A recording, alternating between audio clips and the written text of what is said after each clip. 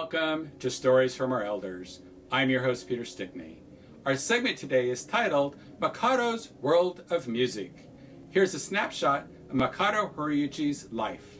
The December 7, 1941 Japanese attack on Pearl Harbor was the event that defined a generation. Its immediate outcome was a declaration of war against Japan and the issuance of Executive Order 9066, the forced internment of all Japanese American persons of Japanese ancestry into concentration camps for the duration of the war. One of the families that endured that ordeal was the Horiuchi family from Denver, Colorado. Fortunately, the family was able to leave the camp as the Horiuchis were able to obtain employment teaching Japanese to the military staff. So their son Makoto was born on the outside. However, due to security concerns, that job did not last long, and the family was allowed to stay outside in Colorado, although jobless and penniless. So Makoto, can you tell us a little bit about the earlier years in your life? Well, I grew up in Colorado. I was born during the war and then grew up shortly after the war. At 18, I left and went to University of Washington. And I always felt like kind of alienated in Colorado. And so I went to school at University of Washington in Seattle. And I happened to meet Larry Coryell. Larry and I kind of hit it off. We both loved music. So we started listening to music together and listening to all this wonderful music that was in Seattle. Can I ask, did you feel more like at home when you went to Washington and started getting into the music thing?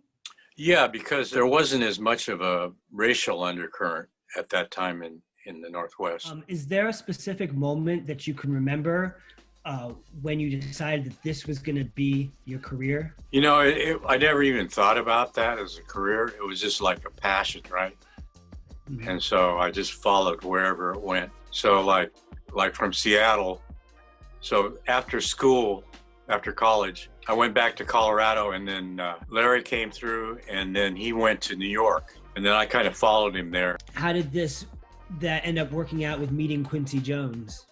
Oh, so then I started forming my own band, and so I started writing my own music, and then I got a group of musicians together, and we did a recording, and then I decided to turn it into an album, and I put it out on an independent label. Quincy heard it, and he picked it up, and I became part of Quest Records. It dropped me in the middle of this, it was like a hurricane of energy and money. So can you tell us a little about the soundtrack you were asked to compose? I don't know how I met Lonnie Ding. I guess she just heard about me. As she called me up, she said she needed a soundtrack for this film that she was making. Mm-hmm.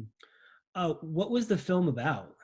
The second generation Japanese that were thrown into camp. At a certain point, they were asked if they had allegiance to America and would they serve in the army. And they, against all odds, they went through this line of German fortifications and rescued a Texas combat unit. So that was a story about them and how they got there and what happened to them. Yeah, pretty crazy. War is so crazy. So where are you now, Makoto, and where do you see yourself going in the future? Now I see myself, I started Cool Tone, and I want to build hopefully a collective of musicians and artists that we can build off of, that where it's music, that people are playing music.